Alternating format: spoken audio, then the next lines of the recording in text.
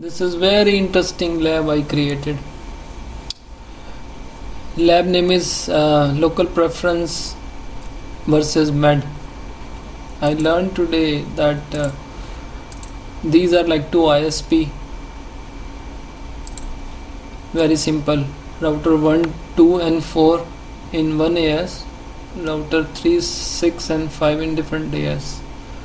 So this prefix, this AS on the right is trying to tell by sending higher MED that you come through another path.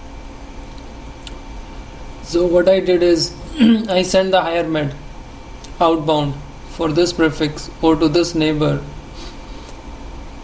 so it should come via other way.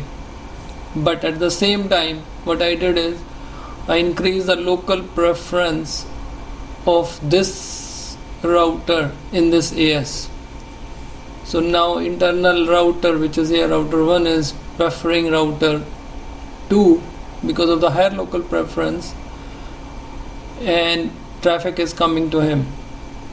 At the same time I shut this down between 2 and 4. So eventually what happened is traffic is flowing through here. Why? Because router 2 has no idea that there is another router who has learned.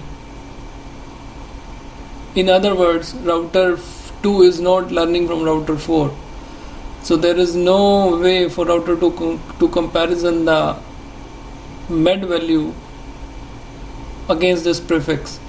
So for him, he is learning only from this path and he is sending the traffic to router 3, and very strange, router 3 is accepting that, and then he is sending to 6. So this is what happened on router 1.